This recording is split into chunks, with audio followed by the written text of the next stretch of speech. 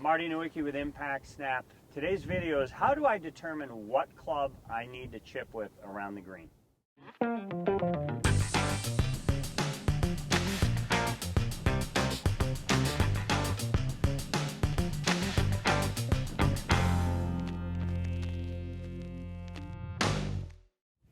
So I've got three clubs with me. I've got an 8-iron, I've got a pitching wedge, and I've got a lob wedge. And I think too many golfers today chip too often with their lob wedge. I'm here at a green. I've selected a landing spot that's around 15 feet from me. And the green is about 110 feet in length. So I'm going to start with some 8-irons. I'm going to attempt to land the ball right between my target, my two impact snaps that are on the ground. And we'll start to see the rollout that occurs with an 8-iron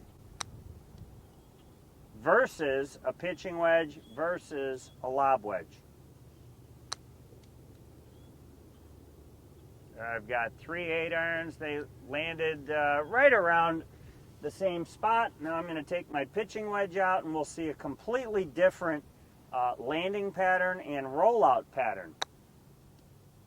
That one landed perfectly, and now that's coming up around 20 feet shorter of the other two balls. You know, in chipping, one of the things that I look for first, it's like three things we're always looking for. How high or low does the ball need to go to accomplish the shot? Once the ball lands, what can I expect the ball to do? How far should it roll? There are three pitching wedges. They're all ending up near the same spot. And now when I take the lob wedge out, again, I'm going to land it in the same spot, but because of the nature of the club, how much loft is actually on it, that's going to affect the launch and the spin and the rollout.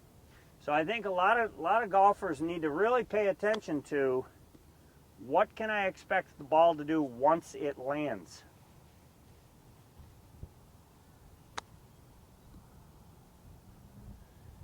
So you can see three different distances, three different wedges, same simple basic approach to chipping. So I'm 15, 18 feet off the green. I've got now two clubs, an 8-iron and a lob wedge, all right? The pin today is around 55 feet onto the green. Let's suppose the pin was all the way in the back of the green. Now I've got 90 feet. Heck, I could putt this because the conditions here at the golf course are good enough for me to putt it. But if I wanted to chip, I'm going to take a lower lofted club. Kind of a simple way of treating chipping. If you can roll the ball, roll it. And you can really get that ball to shoot out a good 90 feet. So now I've just hit two consecutive chips to a back pin. If I took the lob wedge out for the same shot, my pattern is going to start to get bigger and bigger because the launch is going to change. It's going to go higher. It's going to create more spin. There'll be less rollout. I'll have to be that much more precise.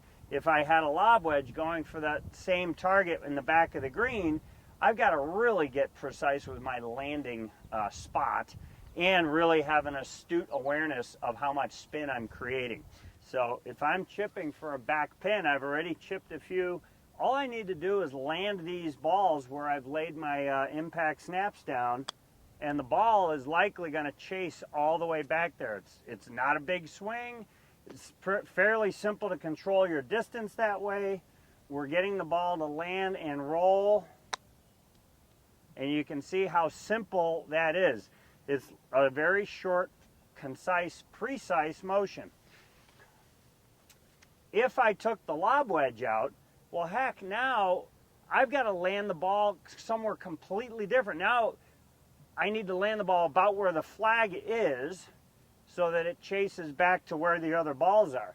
So because I have to fly it further, I have to be that more precise and astute with how big of a swing do I have to make in order to get a ball to chase all the way back there. So I've got to make a bigger swing. I've got to be that much more precise. And if you're off by a little bit, then the outcome won't be as consistent. So it took me a third ball to now chase it all the way back. So if the opportunity persists for you to roll a ball, get it on the ground, get it rolling sooner rather than later. Makes life a little bit easier.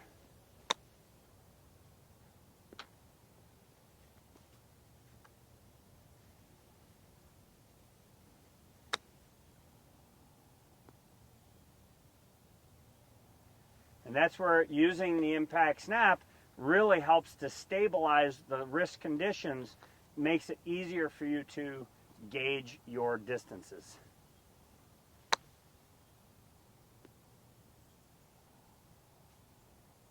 Hope this video helped. Please hit the subscribe button down below. Click the bell notification. That way when we release new content, you get notified.